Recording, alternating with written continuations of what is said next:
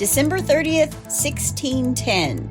A powerful member of the Báthory clan of Transylvania is arrested after allegedly being found soaked in blood while tormenting a young girl. In fact, Elizabeth is said to have murdered as many as 650 young virgins, according to the Guinness Book of World Records. Why? So she could bathe in their blood in order to stay young. Or was it a story fabricated by powerful men who owed her family a lot of money in order to have her arrested and their debt erased? This is the story of Elizabeth Báthory, the Blood Countess. Hey, y'all, I'm Chris Calvert. And I'm her husband, Rob Báthory. Welcome to Hitch to Homicide. For better or worse. Till death do us part.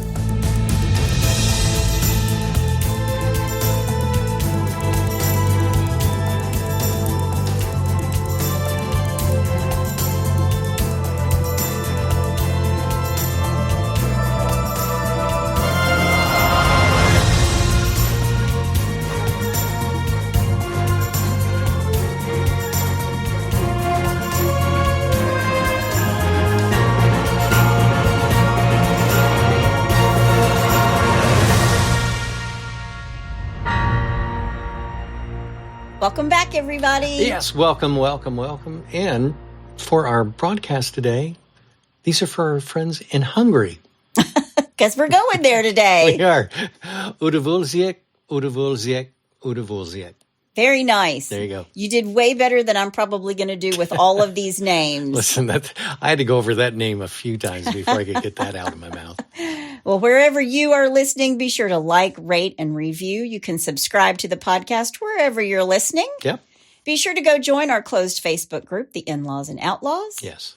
You can always follow us on social media, on Instagram at Hitch to Homicide, and on X, formerly known as Twitter. Yep. At H2H_podcast. There you go. Now, we're going way back into history on this one. Okay.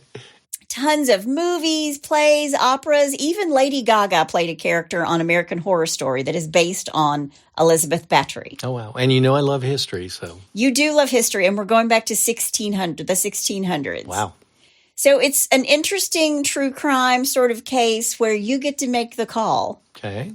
Before I get started, let me thank some sources: National Geographic, Today in History, History.com, Elizabeth Báthory, The Blood Countess documentary, and Elizabeth Báthory, A True Story by Alexandra Bartosiewicz. I'm going to say it right now. I apologize for all my pronunciations of this. All right. Well, you ready? I am. Okay, let's do it. Elizabeth Báthory was born on August 7th, 1560. Wow. She is the daughter of Jörg and Anna Báthory. Jörg. Because the Báthorys often marry within their family, many of them suffered from mental illness or other genetic disorders. For example, King Stephen Báthory had attacks of epilepsy. His two brothers were well-known tyrants and criminals, and the whole lot of them were thought to be one brick shy of a load. And those were good points. And that was exactly how it was written in the textbook. They're one brick shy of a load. That's me, sorry. They're crazy. Yeah. Elizabeth was pretty and slender. She had beautiful skin. That's called foreshadowing. Uh-oh, hang on. Yes. Okay. I had a dog in my hand. So Yeah. Yeah. I'll say yeah. She also had really dark hair. From an early age, she distinguished herself by not only her extraordinary beauty, but she was very smart. She spoke Hungarian, Slavic, Greek, Latin, and German. Wow. By the time she's at the age of 4 or 5, she suffered from epileptic seizures. She had violent mood swings, and she suffered from migraines. My heart goes out to her. Yeah. I have them too. Yep. Elizabeth is living at a time when the beating of servants was an everyday thing. Wow. And according to Hungarian law, peasants were the property of the nobility, and the young countess saw a lot of violence. In 1566, while in Eschhed, she was allowed to observe a public execution of a local gypsy accused of kidnapping and selling children into slavery. Man. The gypsy was sewn into a horse's stomach. Oh, And I guess that's in order to smother her to death. wow. When she's 15 years old, in turn, her cousin Stefan, in a fit of anger, ordered to cut the ears and noses of local peasants off if they said anything bad about him. Wow. In 1570, when Elizabeth's 10, she is promised to Ferenc Nagydi, Okay. a future Hungarian war hero.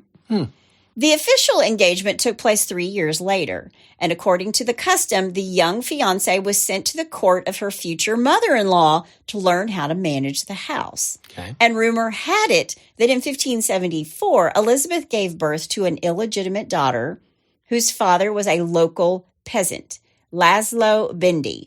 That had to have been a huge scandal back then. Well, hang on to that thought, okay? All right. He was allegedly charged with rape, and it was said that Ferenc ordered him to be castrated, Ooh. her fiancé. Wow. A child was born secretly and then handed over to a trusted woman who, for a huge fee, was sent away and told not to return to Transylvania during Elizabeth's life. Gotcha. On May 8th, 1575, a glamorous wedding ceremony took place at Narav nad Topol Castle. Okay. The wedding lasted 3 days. Wow. 3 days. 3 days of partying and debauchery. Listen, when I was younger, I used to sing at weddings all the time, and I thought Catholic weddings were long. That's crazy. 3 days. I think I'd run out of a few tunes. You would. You can only sing one song so many times. There's only so many John Denver songs. Yeah. There is love. You can only sing There Is Love so many times. True. All right. Sorry. Go ahead. Yet I digress. But Ferenc gave Elizabeth the Gothic castle of Čachtice, Okay. located in the backwoods of Upper Hungary. I'm sure I butchered that. But thanks to the marriage, the two most powerful Hungarian families are now one very powerful Hungarian family. Okay. The Nagydi, unlike the Báthorys, who everybody knows are cuckoo for Cocoa Puffs, were considered respectable. So she married into this respectable, conservative, pious family. Okay. And after the wedding, the newlyweds lived in Hungary in the castle of Salva, Okay. the family estate of the Nagydis. Okay. Ferenc spent most of his time at war. 3 years after the wedding, he set out to fight the Turks. And at that time, Elizabeth was traveling between numerous castles to oversee her estates and her servants, when in 1591, the so-called Long War began. Okay. And Ferenc was labeled the Black Bey or the Black Knight. In his free time, he used to throw up a pair of Turkish prisoners and catch them on the tips of his swords. Oh, man. So this wasn't Monty Python. No, he was cruel. He was really a dark knight. He was a black knight. And when he comes home, he's also cruel. Once he ordered to smear a young girl with honey so that she was constantly bitten by insects. Jeez. And apparently, it was Ferenc who taught his wife a trick called kicking the stars, which consisted of putting a piece of oil-soaked paper between the fingers of a disobedient servant and setting it on fire. Oh, wow. Yeah, this guy, he's brutal. He also presented Elizabeth with a pair of gloves ended in claws, which she used to punish her servants. Jeez. Now, when Ferenc was on his military expeditions, Elizabeth had numerous affairs. She was traveling, visiting relatives, including her Aunt Clara, who lived in Vienna, and was said to introduce her niece to the world of debauchery and lesbian orgies. Wow. Aunt Clara's loyal servant, Thorko, introduced the Countess into the world of dark powers. And in the absence of her husband, she invited self-proclaimed sorcerers, seers, witches, and alchemists to hang out with her. Just a few friends over for Just drinks. a few friends over to have a cocktail. Wow. Yeah.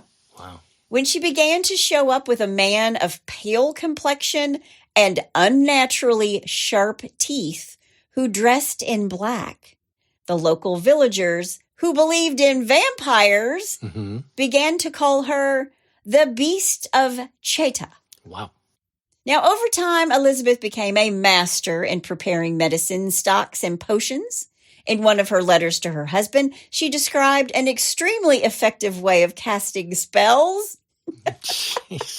Quote, catch a black hen and beat it to death with a white cane. Keep the blood and smear a little of it on your enemy. If you get no chance to smear it on his body, obtain one of his garments and smear it, end quote. Wow. You know what? What?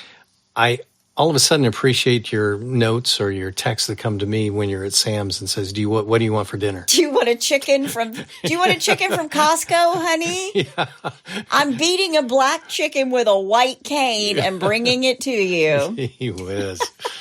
Okay, moving on. Around 1585, the Countess began to torture her victims at Čachtice Castle. Why?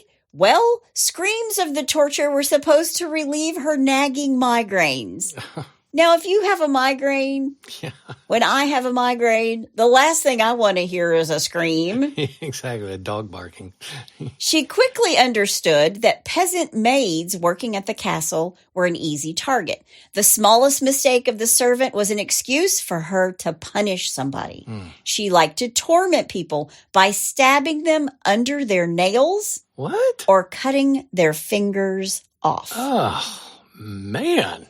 Naked girls were also poured with water and left in the cold. Sometimes natural methods were used. The servants were beaten and then flogged with nettles. Over time, Elizabeth's tortures became more and more brutal. The bodies of unfortunate servants were torn apart with pliers. Yeah. Sometimes the victim's skin was scorched with a hot iron, or the victim's mouth was dragged in the corners apart for so long that it would tear their mouth apart. Oh, wow. Made me think of the Joker. Yeah. In 1601, Anna Daruvla, a witch described by the locals as a wild beast in a female body, became the Countess's accomplice in many of her crimes. Anna moved into the castle, and after that, she started living with Elizabeth. Elizabeth's personality began to change. The mistress became crueler. It was Anna who taught the Countess how to kill. Wow. Elizabeth used the cholera epidemic as an excuse for the death of her first victims. The local clergy got suspicious when more and more often they were asked to perform the funeral rites for servants who died either of cholera or for, quote, unknown and mysterious reasons, end quote. I fell. Yeah. So the ministers are like, why are we getting all these bodies from the castle? Yeah. It's cholera. It's mysterious. They're like suspicious. Right. In 1602, a priest publicly demanded the exhumation of the bodies, and he asked Count Nadesty, together with another priest from the area, to stop his wife's cruelty to the innocent. Well, he's cruel too. Yeah. Yeah. Wow. Fairlance died on January 4th, 1604. It was officially stated that he died of combat injuries sustained several days earlier. The locals, however, speculated that Elizabeth herself or somebody around her murdered him. Shortly after he dies, Elizabeth moved to Čachtice, where she initially lived. This is when the victims of the, quote, Blood Princess began to grow. Wow. Soon she started to attack her victims with her teeth, biting off pieces of their body from their necks, their arms, or their cheeks. She started to use razors, torches, and tongs. She used to stitch her seamstress's mouth shut if she did not like the new dress that they made for her. I hope they had dental. Sorry. The most trusted servants of Elizabeth were, and this is a quote, an ugly dwarf named Ya, Okay. Anna Daruvla, the nurse of Elizabeth's children, Iona Yo, and witch Dorothea Sinses, called Dorca. Okay. Also in her posse is a laundress, Catalin Benica, as well as an old local witch and poisoner, Buzorka of Mijava, which Elizabeth began to see when Anna became blind. So when her friend became blind, she started seeing this witch. Gotcha. Now, apparently they all had their specialties. Dorca liked to cut fingers off with scissors. Anna preferred to give 500 strokes with a whip. Elizabeth liked everything. And Ilona later testified, quote, anywhere she went, she looked immediately for a place where they could torture a girl, end quote. Good grief. A local resident heard from the servants that, quote, their mistress could neither eat nor drink if she had not previously seen one of the virgins from amongst her maids killed in a bloody way, end quote. Wow.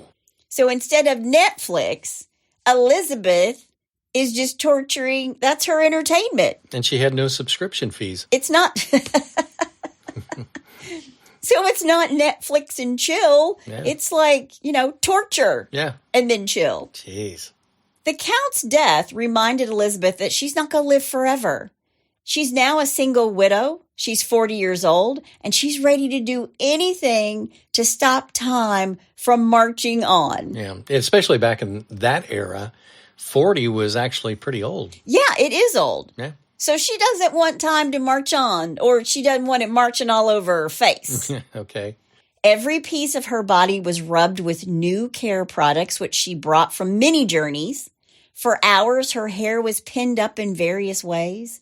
Rumor had it that when a servant made her hair inappropriately, the Countess fell into a rage and massacred the girl. After having washed the maid's blood from her face, she saw that her skin was smoother and firmer. Really? Yes. And it was then that Elizabeth came up with an idea to take a bath in a tub filled with the blood of virgins. What? She wants to regain her former beauty. Okay. She calls Dorca and Fitzkul. She tells them to undress the girl, hold her arms over a large vat. Then she cut the victim's arteries. When the maid bled, the Countess took a bath in the blood. From now on, this was her miraculous elixir of life. Oh, jeez. Ugh. When one of the girls was to die, it was always quiet in the castle. Don't know why. Maybe because it's like, who's it going to be today? Everybody was hiding. Yeah. Anyone who came to see Elizabeth was told she was sick. Then immediately after dark, the victim was sent to the cellar for wine, where a dwarf, Fitzkul, overpowered her and killed her with a knife. Wow. Elizabeth then hurried to the cellar with her maidservants, who carried the dead to this prepared bathtub. And after the bath, Elizabeth went to her room, and her servants gathered the clods of dried blood, which they later used to wrap Elizabeth's body up in. I think I'm going to vomit. The dwarf's task was to hide the corpse in one of the numerous underground passages. Okay. It's very Game of Thrones. Jeez. It's really Game of Thrones. Wow. Sometimes Elizabeth took a blood shower. A young victim would be closed in a cage that was low underneath her, too narrow to sit in, but it was full of studs. So this cage is suspended in the ceiling. They put the girl inside it, and when the cage starts rocking as she's trying to get out back and forth, she's torn to pieces between the studs, and the blood flows down. Wow. The so-called Iron Virgin was used as well. The mannequin had 5 knives that slid out of the holes under the breasts, stabbing the victim to death. So they were putting girls inside these iron maidens that would cut them so the blood would drain underneath it. She'd get her blood shower. Wow. At that same time, Elizabeth was traveling a lot, usually leaving when the murders started to arouse suspicion. You think? Yeah. Wow. She visited Moravia, the Czech Republic, Austria, and Poland. Wherever she was staying, girls immediately began to disappear, and their mutilated bodies were later found in fields. Man. And it never occurred to anyone to attribute these crimes to this Hungarian aristocrat. Right. Why would they think that this countess would be killing people? Yeah, I'm sure. When Elizabeth notices that the blood of ordinary villagers gave a weak effect in improving her appearance, It's not that it's ordinary villagers, Elizabeth. She starts to kill beautiful, noble women. Wow. Yeah. She wants their blood instead because the blood's not working. It should be. Yeah. It's because it's peasant blood. In 1609, she opened an academy called the Gymnasium, and affluent parents started asking Elizabeth about their children getting sick and dying when coming there. And Elizabeth's explanations raised suspicions. She could only blame, again, the cholera epidemic. And she can only do this so many times. Yeah. So then it changed to there was a hunting accident. That was why the girl was dead. Oh, man. But Elizabeth, who's a few pickles shy of a quart anyway, she's slipping even more and more mentally. And she didn't really even care if she covered her tracks. Okay. When the cellars are full of bodies and there's no more room for the next victims, the bodies of the dead were buried in shallow pits in the courtyard or thrown into the castle moat, and hungry dogs pulled them out of the ground and out of the water. This is like a really bad, awful movie. Yeah. Wow. Well, there have been movies made about it. There have been operas, plays, you name it, about this story. Wow. These dead bodies are also transported by a special carriage while the remains were thrown around the area from its windows. So they'll put a dead body, cut it up inside this carriage, and they're just driving down the road. They're just throwing stuff out the windows. A leg here and an arm there. Bring out your dead. Yeah, bring out your dead. Yeah. Wow. I'm not dead yet. Yeah. I'm not dead yet. When things start to go too far, there are 12 complaints that are sent to the royal court. And that's when the Hungarian king, Matthias II, initiated an investigation. In the spring of 1610, on behalf of the king and the parliament, the highest judge, Jurgi Thurzo, initiated a secret investigation. Witnesses were interrogated by investigators, and 52 people were interviewed, most of whom confirmed their worst suspicions. They spoke about the tortured, the murdered girls, and the reported cases of cannibalism. Ooh. Still, none of those interviewed said that they saw any of it with their own eyes. It's all secondhand information. Hearsay. Yes. There was a report by 3 pastors who discovered bodies in tunnels connecting the church with the castle. They also helped in this case. And initially, Thurzo intended to close the Countess inside a monastery, just lock her up. Yeah. But when Elizabeth began to threaten him with the support of the pro-Turkish Báthory proletariat, led by Gabriel, who was just rebelling against the Habsburgs, the Palatine was left with no choice. So now she's pulling her political cards. Right. He knows that if he summoned the Countess to court and proved that she was guilty, her enormous fortune would have to be confiscated, mostly by the King of Hungary. Gotcha. So he made an agreement with Elizabeth's heirs. The Countess was to be caught red-handed so that she could not deny the crime. She would then spend the rest of her life locked inside her castle. Okay. So everyone waited for Christmas to come and go.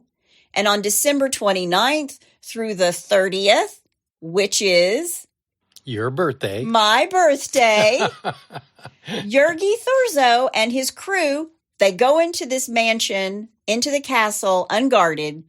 And in front of Elizabeth's eyes, people brought the bodies of victims into the courtyard. So they're just like bringing these bodies in. They pull her out. They start bringing bodies in. And one of the girls was still alive. Oh. And they asked her, "Who hurt you?" And she says, "A woman named Catalin tore me with tongs, and Lady Widow Nadasti beat me with her hand," meaning Elizabeth. Yeah. When the Countess hears this, she tries to blame her servants. Quote, "I let them do it because even I was afraid of them," end quote. She was like, I don't have anything to do with these servants beating or doing this to these girls. I'm afraid of my servants as well. Wow. After a long search, 50 corpses are found. Wow. And the Countess was taken to the castle and her 3 servants, as well as the dwarf, to Bycha for interrogation. Mm-hmm. During their interrogations, they're tortured. Oh. And in their testimonies, they tried to blame each other. Everybody's pointing fingers. Yeah, but mostly they're pointing them to Elizabeth. Right.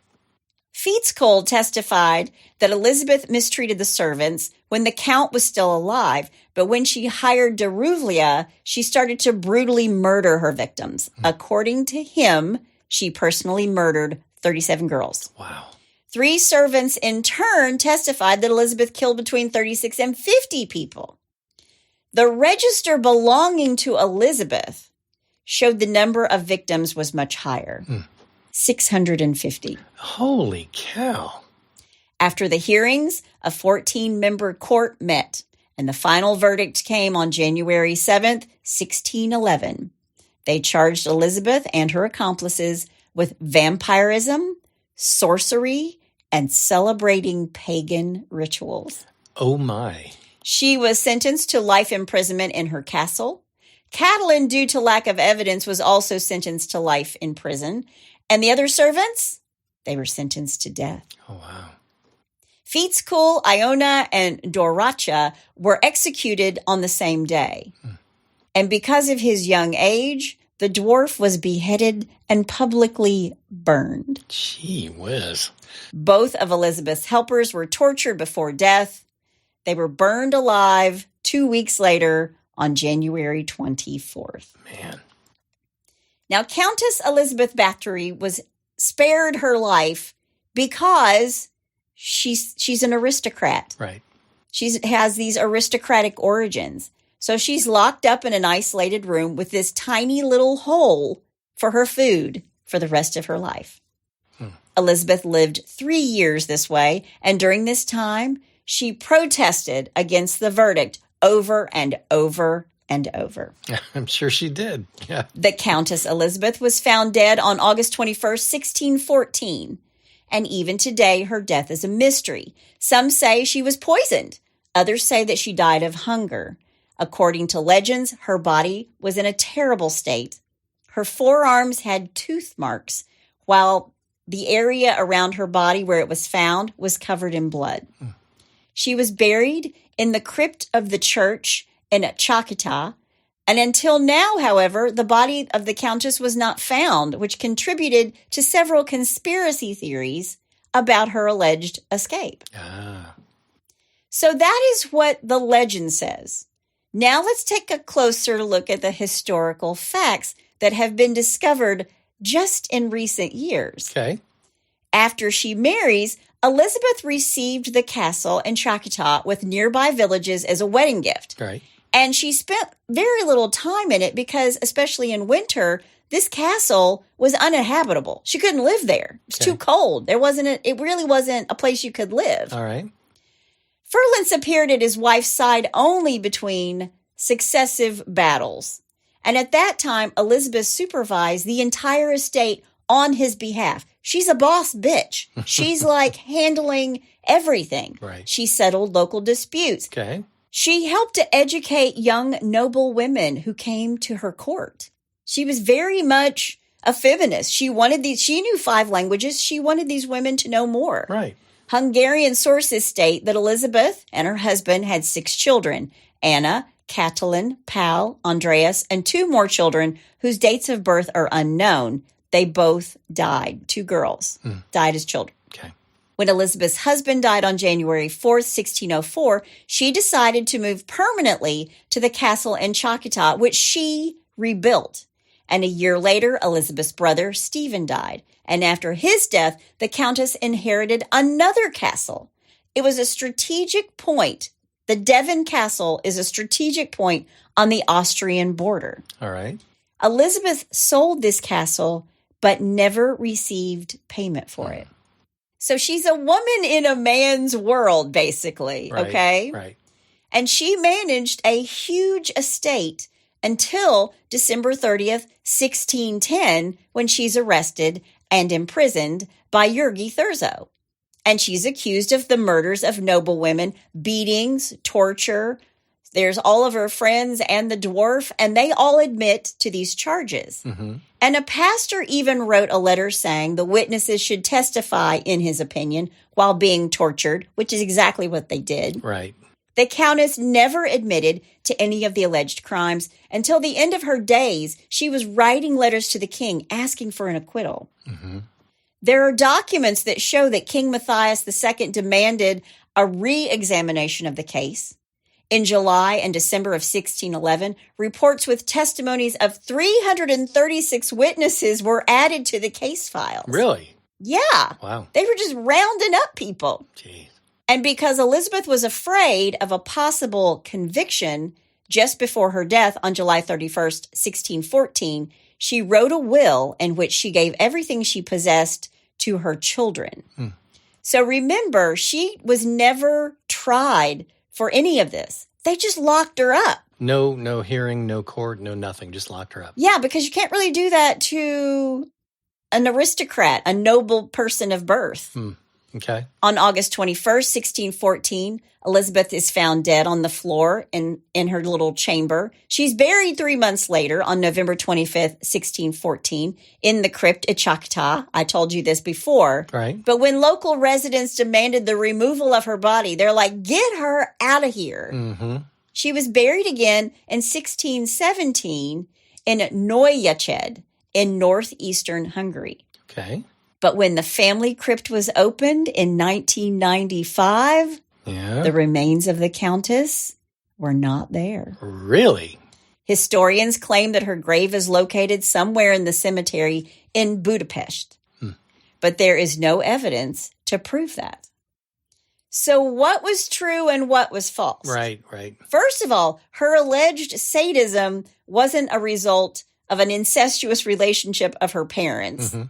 Her parents' families are separated by 7 generations. Oh. So remember how I said they kind of married inside the family? Right. Well, they tried to say that her parents were closer than they were. Gotcha. But they're actually separated by 7 generations. Okay. And Elizabeth could have witnessed many drastic scenes that left a lasting impression on her as a kid. Mm-hmm. The story about the gypsy sewn into the horse's stomach. Right. But most people say that's kind of it has to be untrue because that's an expensive punishment. The horse was worth more than the gypsy's life. Yeah, that's what I was going to say. So they killed a horse just to sew somebody inside? Exactly. Wow. So what they said was that kind of thing was really reserved for horrible criminals, not just a gypsy. Right. And historians also deny that Elizabeth had this illegitimate child because if she had actually become pregnant with a local peasant as a girl, the family would have burned any records of it. Mm-hmm. And Elizabeth would have been sent to a monastery. There's also no evidence that the Countess, during her husband's absence, participated in orgies that were organized by her Aunt Clara. So no lesbian orgies. Okay. It's also false that Elizabeth was into sorcery. She was fascinated with herbalism, poisons, medicine, and alchemy. But lots of women were doing this at this time. Okay. And the legend of tortures and murders of servants and young noble women, it also seems very untrue because the Countess would not allow a significant loss of servants at a time where there was one disease after another. Sure. So what they're saying is Elizabeth thought that good help was hard to find and she needed all hands on deck. She needed everybody she could to work at her castle. Right. So why would she kill them? Right. Also, if there'd been any acts of sadism in the castle, the rich families would have stopped sending their daughters to the court of Elizabeth. Exactly. Yeah.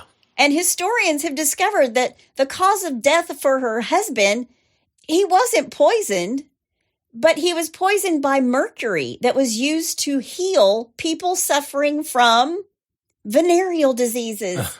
Oops. Husbands out in war, hooking up with whatever. Yeah. The tales of Elizabeth's bloodbaths also seem highly unlikely. Yeah. She would need blood from about 30 victims for a single bath. Yeah. And Elizabeth taking blood baths isn't mentioned until after Elizabeth has been dead for 100 years. And finally, Elizabeth was never accused of witchcraft or casting spells. In her prosecution, there's not a single word about an Iron Maiden or Satanism.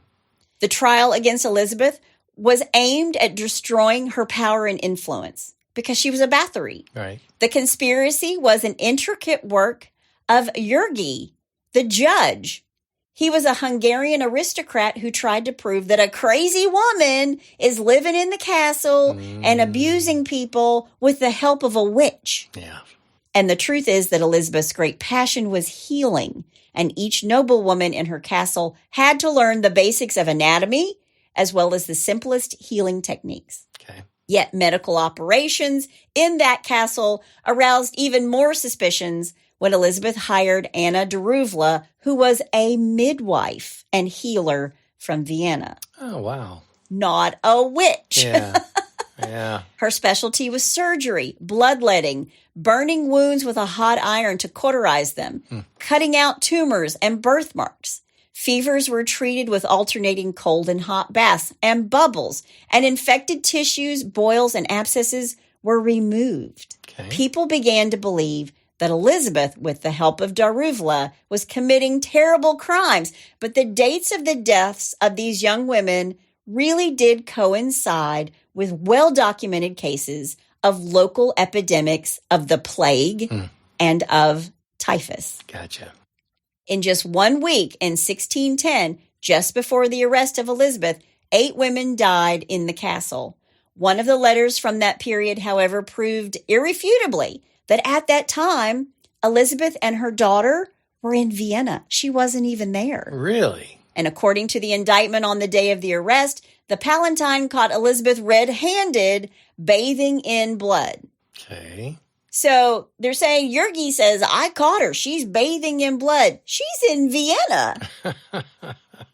Wow. It's also known that at that time, when he's saying he's seeing her bathe in blood, Right. there was actually a young woman who was attacked by a wild animal the day before, and she was being treated in the castle. Okay. And the patient survived, but her testimony never made it to the court.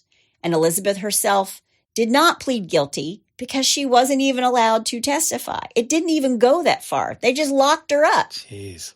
She was bricked up in one of her rooms. And they remanded her into the custody of the guards, and the Countess was allowed to invite a few guests in. Nevertheless, the imprisonment of a noble woman without a court judgment was definitely an unprecedented event. I'm sure. They would have never, I'm just going to say it now, they wouldn't have done it if she was a man. Yeah. So it turns out that Elizabeth Báthory was probably the victim of a conspiracy of her relatives. At that time in Hungary, the country was divided into 3 parts. The western part was ruled by a dynasty from Vienna. The central part was ruled by the Ottoman Empire. And from the eastern part, the Duchy of Transylvania was created. Okay. There were more motives behind Jurgi's involvement in the overthrow of the Countess Elizabeth. Financial motives. The Hungarian king, Matthias II, owed a ton of money to Elizabeth after her husband's death. Okay. And at the beginning of the 17th century, it was the royal treasury to take over the property of those convicted of crimes. Wow. So all they have to do is convict her of a crime to take her money. Yeah. Yep. When a nobleman was found guilty of killing someone from his family, he was sentenced to death, and all his fortune was given to the ruler. If the murdered nobleman was from outside the family, then the king was entitled to 1/3 of the property of the accused. So if the king had taken over the property of the countess, he would have enriched himself. He would have made himself rich, and he would have gotten rid of his biggest creditor. Yeah. He owed her money. Sure. Yeah. And the king and Jurgi wanted to seize all of the Báthory's goods. So it's been said that Elizabeth's son-in-laws are taking part in this conspiracy, and that the highest judge met with all of them on June 7th, 1610, in secret. Wow. So Elizabeth was imprisoned illegally because she was never tried, and the testimonies of the witnesses contradicted each other, and all of them were secondhand information. Right. And those interviews said that they had never seen anything, but had only heard about the alleged killings. And because they know they've got this flimsy case, they deliberately postpone it. Yeah. But Elizabeth ended up outwitting them all because she wrote this will giving everything to her children. She deprived herself of all her means, so neither the king nor Jurgi could count on her money anymore. Nice. Now, at this point, it's worth noting that there are many followers of another theory. They point to the fact that Jurgi was a close friend of Elizabeth's husband. And a day before he died, he asked him to take care of his family. And Jurgi was convinced of Elizabeth's guilt and decided to protect her from the consequences of a shameful trial. Yeah, whatever. And after the meeting with her relatives, he agreed to put a mentally ill woman in her castle for a life of imprisonment. Wow. Today, more than 400 years later, we still don't know the whole truth about the life and death of Elizabeth. Right. I just feel like if she was a man, even if she was a man that was going crazy, I mean, King George was crazy, right? Yep. She would have been protected. Right.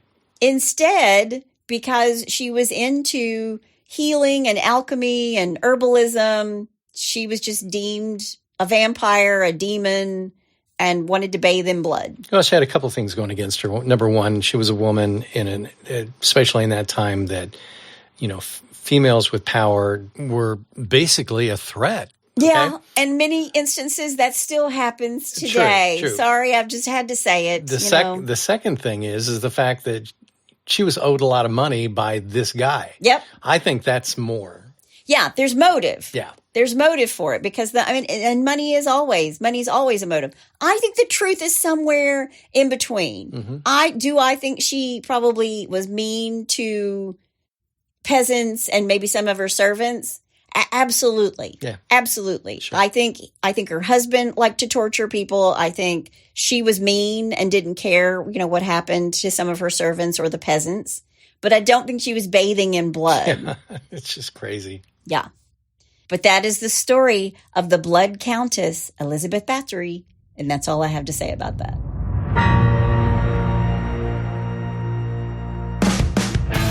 Hey, Hitch to Homicide listeners, the wait is over. If you're a reader or a fan of my Sex and Lies series, Book 10, Sex, Lies, and Rock and Roll is now available on Amazon. With a successful tour and 2 years of sobriety under his belt, rock star Noah Hart is ready to put his secrets and the past behind him.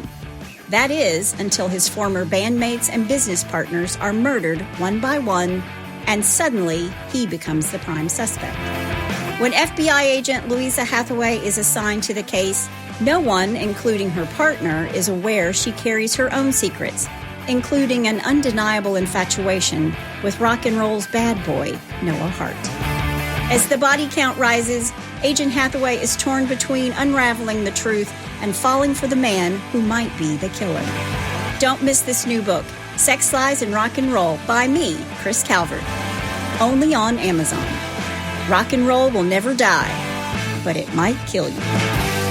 Yeah, I'm sure money had a lot to do with that. Yeah, absolutely. Yeah. Absolutely.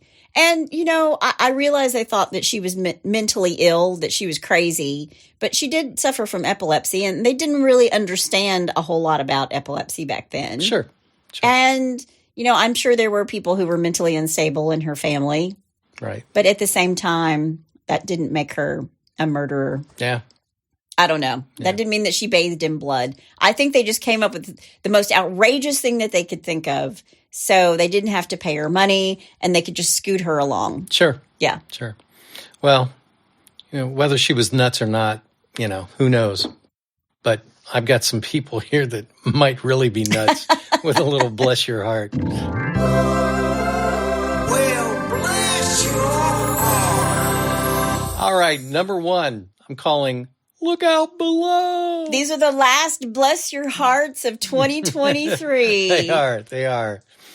All right. Dopey drug dealer Rezwan Hussein panicked when police called at his home, and he threw bags of heroin and cocaine out of an attic window, which landed at the feet of the officers outside. Thank you, God. That's exactly it.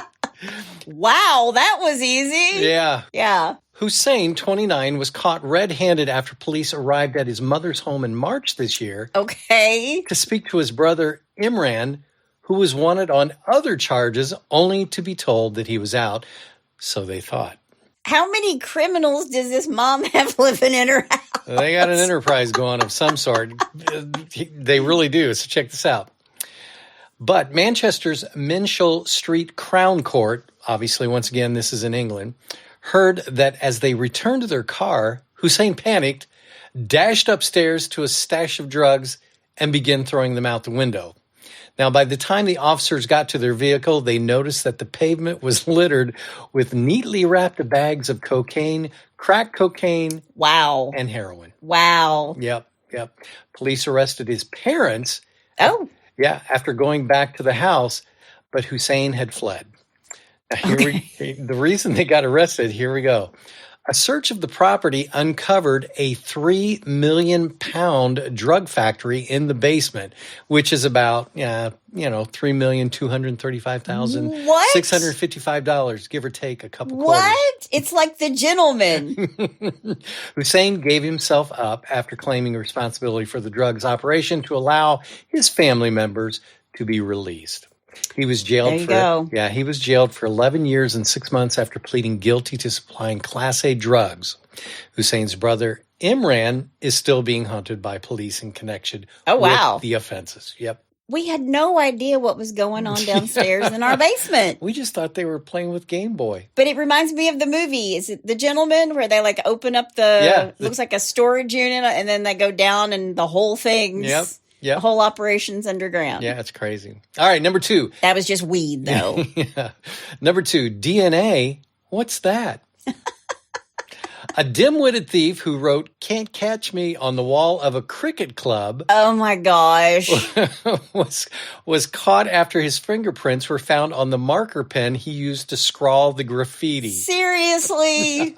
Seriously? Yep. Okay. Hapless John Stevens, 25, broke into the Rumwood Cricket Club in Maidstone, Kent in June and pinched a handbag and 3 cricket balls. He stole somebody's handbag and 3 cricket balls? Yep. Last week, the court heard how Stevens wrote a note with a black marker pen and helped himself to a glass of squash at the scene. Can't catch me. Yeah, squash is a fruit drink, in case you want to know what that was. Okay. When police were called to the club, however, they swabbed the pen and the glass tumbler. You left a glass tumbler behind, too? Yeah. Stephen had found his prints and DNA all over them. Oh, yeah. Come on, man. I know. Stevens, who had a string of previous offenses to his name, initially denied burglarizing the club, claiming... It wasn't me! No way. Claiming he just walked into the club during a late-night stroll.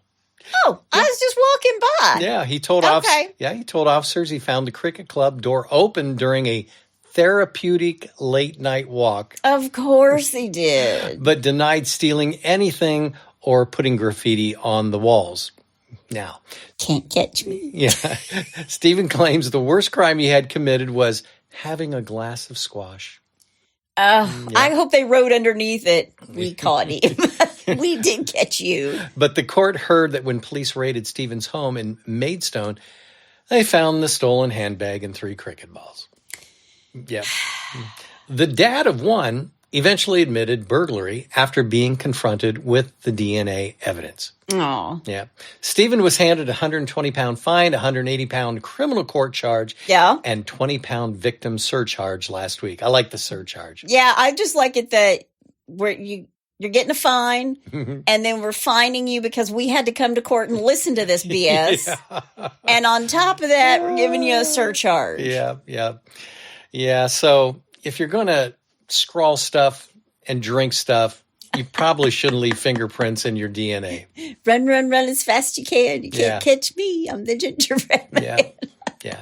He's been caught. Yeah. Okay, third and finally. And the last one Yep. of 2023. I'm being so dramatic. A knife-wielding would-be bank robber Okay. went a bit crazy when he ordered a cashier to pay money directly into his own account.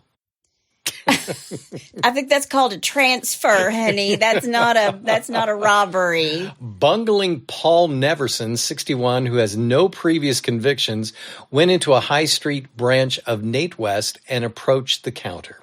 He told the cashier, let me do a little English accent here, Oh no. put 500 pounds into my account before producing the knife. I don't know if that was a good British account or not. People might say that you are Dick Van Dyke in Mary Poppins. Oh, Mary Poppins. Yeah. People are going to think that you're Dick Van Dyke in Mary Poppins. Yeah. The startled employee hit the bank's alarm button, and Neverson turned and ran away. She was like, let me see if I can make that transfer for you. Ding. The court heard last week that he also tried to rob a branch of HSBC just 400 feet away.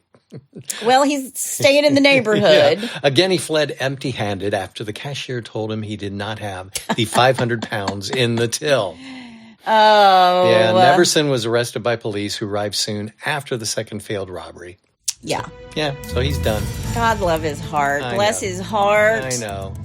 Well, if you have a bless your heart or you know somebody's heart who needs blessing in the year 2024, Yep.